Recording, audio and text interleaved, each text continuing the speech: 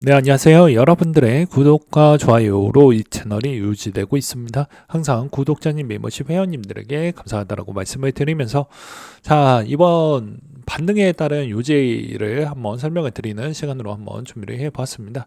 이번에 이제 반등이 조금씩 나와주고 있는 시장인데요. 이제 이렇게 나오는 이유는 저번에도 몇 가지를 설명을 드리기도 했지만 최근에 이제 동양 추이가 USDC에 있는 자금이 조금 들어오고 있고 테더가 좀 많이 빠져나가고 있는 형태를 볼 수가 있습니다. 그렇다 보니 여기에서도 이미 답을 알고 계시겠지만 대부분 미국장이 좋아야 이게 성립이 가능하다라고 제가 계속 누차 설명을 드리고 있습니다. 그러니까 최근에 다우, 나스닥, S&P 500, 특히나 나스닥에 따른 영향도를 제일 많이 받기 때문에 이걸 좀 잘 체크를 해보자라고도 말씀을 드리기도 했었고요. 그리고 최근에 이제 이렇게 분위기가 그나마 좀 괜찮아지다 보니까 오히려 ETF 유입도 소폭 좀 들어왔던 부분을 좀 확인을 해볼 수가 있을 것 같습니다. 그렇지만 이제 한편으로는 이 김푸도 아직은 1%대에서 계속 놀고 있지만 좀 아쉬운 부분은 이 국내 코스피가 너무 강세를 많이 보여주고 있기 때문에 이 자금에 따른 흐름을 바꾸기에는 상당히 전 어렵다고 보는 입장입니다. 왜냐하면 예치금도 여전히 100조 원, 신용잔고 부분 추이도 30조 원을 넘게 쓰고 있는 실적이기 때문에 한동안 이 분위기가 쉽게 바뀌기에는 상당히 어렵다, 곤란하다, 이렇게 저는 좀 보고 있는 실정입니다. 그러면 이게 어느 시점에서 좀 트리거가 돼서 바뀔 것 같냐? 한동안은 이 분위기가 이대로 갈 확률이 저는 매우 높다고 보는 이유 중에 하나가 이 엔트로픽에 따른 이 신규 파트너십 발표 때문에 이제 미장도 어느 정도 반응이 나왔거든요. 나스닥이나 S&P 500 기준으로 보았을 때 이 사스 기업의 비율이 30%가 넘습니다. 그렇기 때문에 3, 40%면 엄청나게 지수를 많이 끄집어 내리기 때문에 그러면 아무래도 DAT 기업들에 따른 이제 지분 가치, 주식 가치가 훼손이 많이 되면 주식 가치에 따른 추이로 발행을 해서 그걸로 어떻게 보면 코인을 샀는데 주식 가치가 많이 훼손이 되면 이게 안 되잖아요. 그런 지금 상황이었는데 그게 어느 정도 이번에 사스 기업들도 같이 이제 파트너를 해서 이제 공생적 관계로 간다라고 해서 잠시 어느 정도 정리가 좀 되어가고 있다. 이렇게 보시면 되지 않을까 싶습니다. 그 영향이 이번까지 계속 이어지고 있다라고 보시면 될 것 같고요. 이게 이제 그러면 끝일 거 아니야? 뭐 제표 보고는 뭐 과도한 반응이다라고 이야기를 하고 있지만 이게 마무리가 되려고 하면 엔트로픽이 IPO가 어느 정도 마무리가 되어야 될 것 같다라고 생각이 듭니다. 왜 그러냐면 여기에서 이제 투자 운용사와 그 다음에 구글도 있고 뭐 여러 가지 엔트로픽을 투자했던 회사들이 있을 것입니다. 근데 이제 구글 같은 경우도 구글의 주가도 영향을 받는 거 아니에요?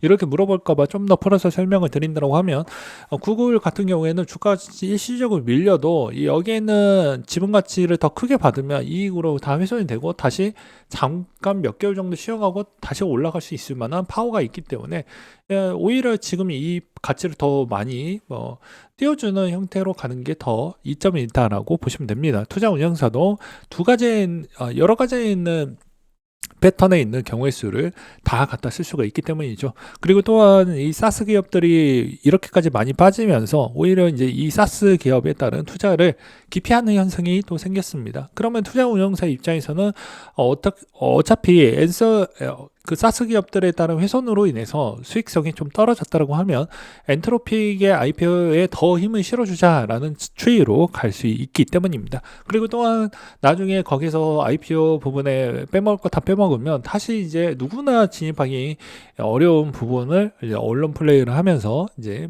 미리 선취매를 해놓고 그렇게도 할 수 있을 만한 기간적 요소도 남아져 있기 때문입니다. 그래서 이제 그런 점을 좀 우리가 봐야 되지 않을까라고 생각이 들고요. 그 다음으로 이제 비트코인 ETF도 마찬가지입니다. 예, 대부분 거래 평단가 추이가 거의 마이너스 요인이 꽤 높다라고 되어져 있는데요. 평단가로 봤을 때는 거의 그렇다라고 볼 수 있습니다. 근데 피델리티와 아크는 왜 이제 거래자 평단이 이 정도로 낮을 수가 있냐라고 볼 수가 있는 게 거래자가 생각보다 조조있다 이렇게 보는 게 맞습니다. 그래서 오히려 평단 부분이 그렇게 좀 높지 않는구나라고 볼 수가 있게 되는 것이죠. 그리고 또한 아크 같은 경우에는 트레이딩 관점에 있는 물량 조절을 좀 해왔던 추이가 있었기 때문에 그런 점도 우리는 고려를 하면서 봐야 되지 않을까라고도 생각이 듭니다.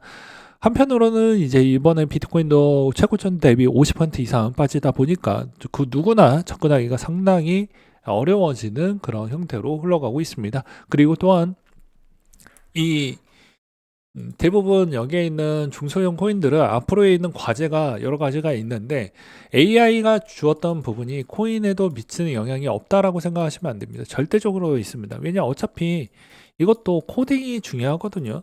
어떻게 이제 설계를 하고 예. 결과론적으로는 컴퓨터로 하는 작업이기 때문에 코인 발행은 더욱더 쉽게 만들 수가 있습니다. 그럼 누가 얼마나 가치를 부여하느냐가 관건이 되고 얼마나 마케팅과 개발과 그 다음에 어떻게 가격을 더 빨리 끄집어낼 수 있을 만한 그런 촉도가 이제는 안 보이는 애들은 다 도태돼서 없어질 것이고요. 여기서도 엄청난 경쟁이 더욱더 빨리 심해질 것으로 보여진다는 것입니다. 그렇다고 하면 이 AI에 따른 공포감이 코인에 없냐? 엄청나게 많이 끼친다라고 보시는 게 맞습니다. 그 다음에 두 번째로는 뭐냐면 기존에 시가총액이 높거나 기존에 이제 유저 파워풀이 좋았던 애들이나 비즈니스 구조가 좋았던 애들은 그럼에도 살아남을 것입니다. 극단적으로 보게 되면 이제 민코인 쪽에 도지나 시바코인이나 리플 같은 경우가 이제 대표적인 예시라고 볼 수가 있을 것 같은데요. 이런 애들이 왜 살아남았냐면 유저의 파워풀이 떠나가지 않고 그대로 지켜주었기 때문에 해당에 있는 그런 회사들이 약간 멍청한 짓도 좀 하고 뭐 약간 삽질도 했지만 그럼에도 불구하고도 계속 사람들이 계속 거기에서도 파워풀과 확장성, 투자의 확장성도 계속해서 이루어졌기 때문에 결과론적으로는 자산의 생명을 부여를 해주는 건 결국에 인간입니다. 근데 한 사람만 그걸 인정해봐야 의미가 없죠. 그러니까 어떻게 보면 유저풀에 따른 확장이 많이 잘 키워지는 정도까지만 되어도 생존 가치와 그 다음에 있는 시즌에서도 한 번 더 튀겨질 수 있는 폭발적 성장도 같이 좀 내재되어져 있다 이렇게 볼 수가 있습니다. 근데 이제 여기에서도 시간이 이제 많이 지났잖아요.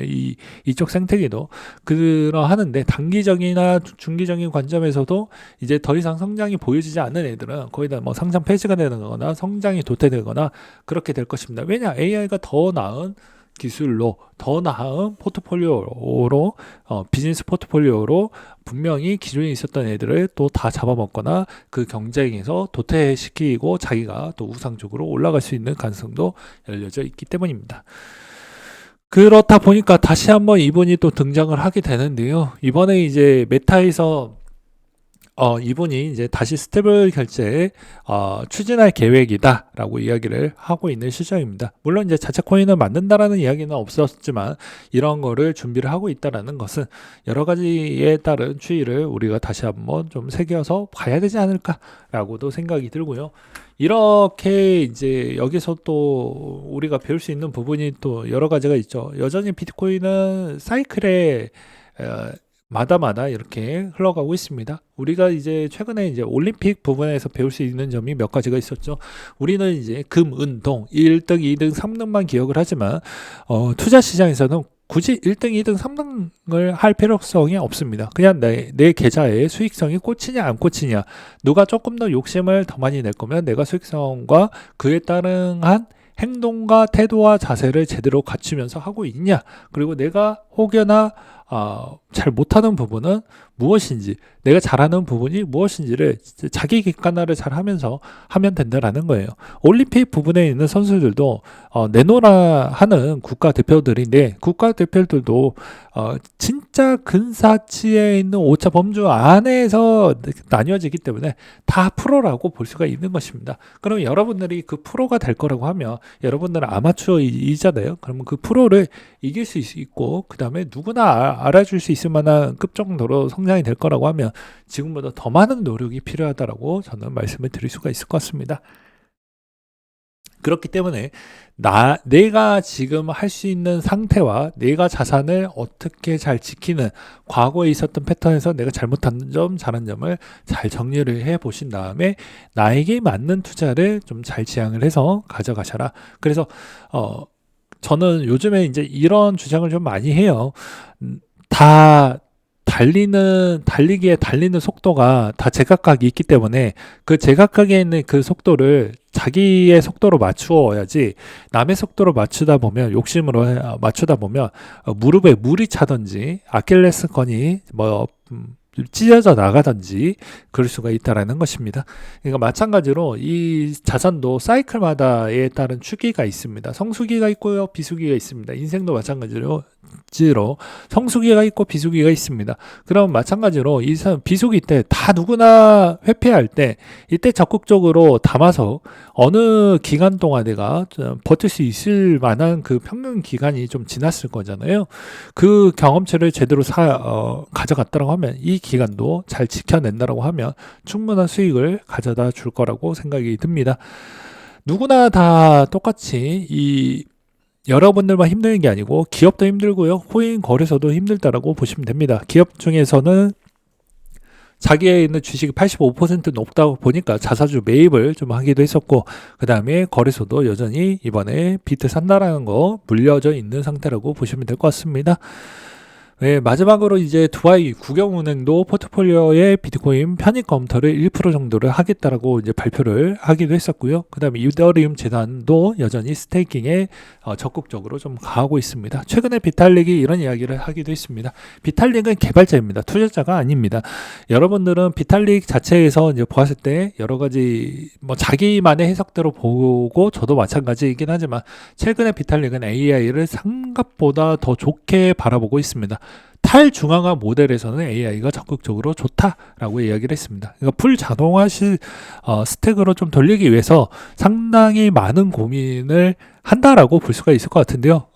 제가 보더라도 개발자 입장에서는 그렇게 볼 수 있지만, 저는 투자를 하고 있는 실정이다 보니까 AI를 적극적으로 이더리움에 쓰는 건 맞지만, AI에다가 아예 다 모든 걸 다 맡겨놓고 그렇게 하는 건 좀 바람직하지 않는다라고 보는 입장입니다. 오늘도 이 내용을 좀 보시고 조금이나마 투자에 도움이 되시길 바라겠습니다.